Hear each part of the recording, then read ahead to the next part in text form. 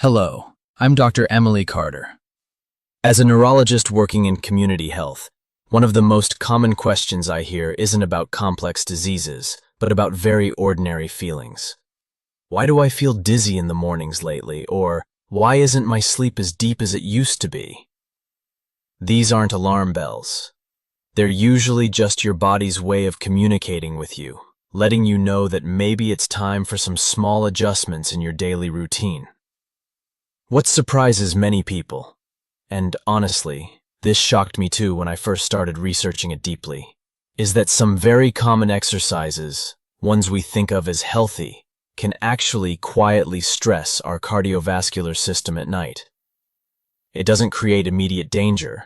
It's more like leaving an engine running at high RPMs all night long. Over time, it can increase risks related to blood pressure and stroke. But today we're not going to talk about fear. We're going to talk about wisdom. I'm going to share 3 common exercise challenges with you and how to transform them into gentle solutions that protect your brain and heart. No medications needed, no drastic changes. Let's explore this together. The first challenge I call the pressure cooker effect. It happens when we do exercises that require effort and instinctively we hold our breath. Think about lifting a heavy planter, holding a plank position, or even doing quick sit-ups. When you hold your breath and tense up, you're creating enormous pressure inside your chest and head. Imagine you're squeezing a garden hose while water is flowing through it. The water pressure inside shoots up dramatically. The same thing happens with your blood pressure. One moment of this spike might be fine, but repeating it over and over can weaken the delicate blood vessels in your brain over time. The solution here is beautifully simple and powerful. The golden rule of breathing. Breathe out when you exert. Here are some specific examples. When lifting something heavy, start breathing out the moment you begin to lift. When holding a plank, don't focus on the time. Focus on breathing slowly and steadily. A 30-second plank with proper breathing beats a 90-second plank while holding your breath. Instead of quick sit-ups, try slow pelvic tilts. Breathe out as you engage your core muscles. This builds core strength without creating dangerous pressure. Think of it this way. Your breath is like a pressure release valve on a steam pot. Keep that valve working, and everything stays safe and controlled. The beauty of this approach is that it actually makes you stronger. When you breathe properly, you're giving your muscles the oxygen they need to work efficiently. You're not fighting against your body. You're working with it. The second challenge is something we all do dozens of times each day, changing positions. I call it the gravity trap. It happens when you bend down quickly to pick something up or stand up suddenly from your chair. Picture your body like a tall building and your blood like an elevator. When you stand up quickly, the blood elevator needs a moment to travel from the basement, your legs, up to the penthouse, your brain. As we get older, this elevator system responds a bit more slowly. That moment when your brain is low on blood is what causes that woozy, dizzy feeling and can lead to falls. The solution here is embracing the power of the pause. Here are specific examples. When standing up from a chair, follow these 3 steps. First, sit up straight with your feet firmly on the floor. Second, stand up slowly, using your leg muscles. Third, once you're upright, pause for just 1 second and take 1 deep breath before you start walking. That pause allows your elevator to catch up.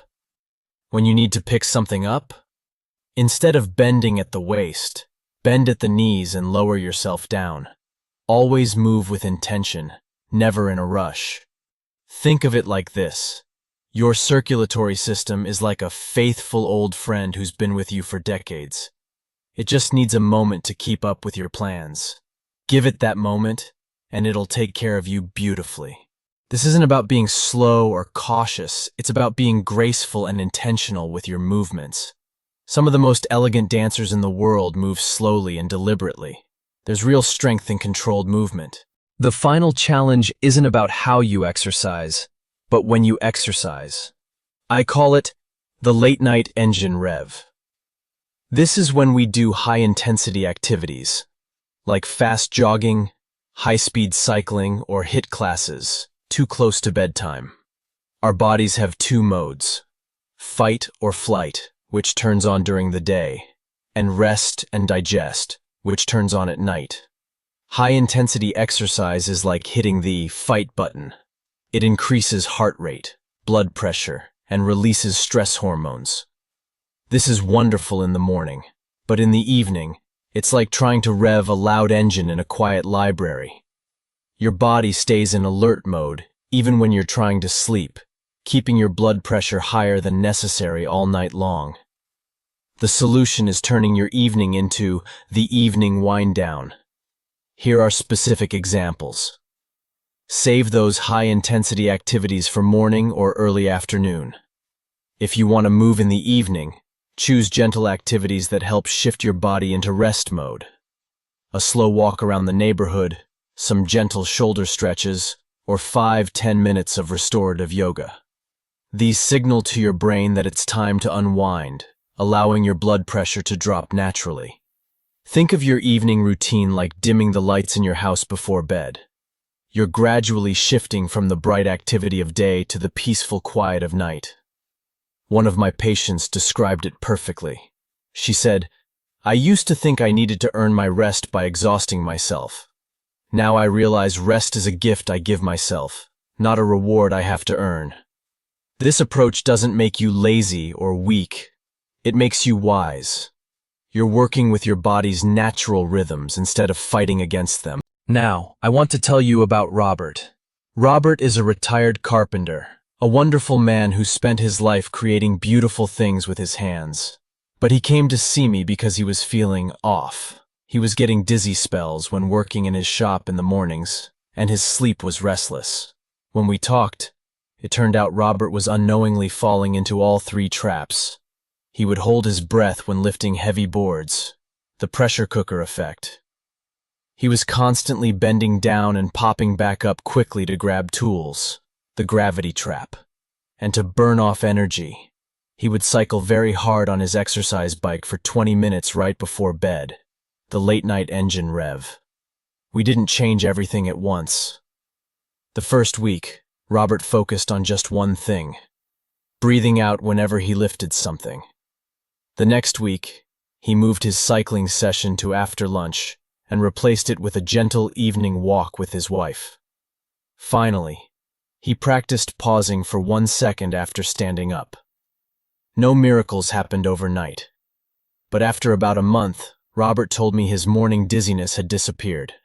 More importantly, he said he felt steady again. His sleep was deeper. He didn't become a superhero. He simply returned to being himself, a confident, energetic carpenter. Robert's story perfectly illustrates what we've discussed. Let's summarize. The pressure cooker challenge: the solution is breathe out when you exert.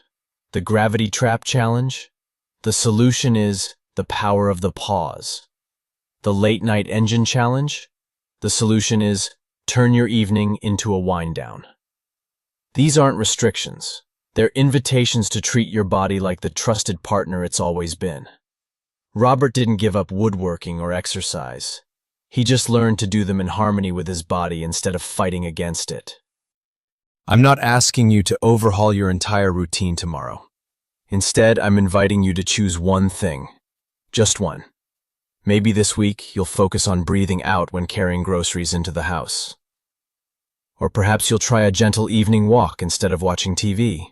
Choose whichever small change feels easiest for you. And I'd love to hear about it. Share in the comments below which small change you're going to try. Your journey might be the inspiration someone else needs to get started. Remember, health isn't a destination, it's a dance. A dance between movement and rest, between effort and recovery. This isn't about restriction, it's about wisdom. It's about listening to your body and working with it like the trusted companion it's always been. Your body has carried you through decades of life, through countless joys and challenges.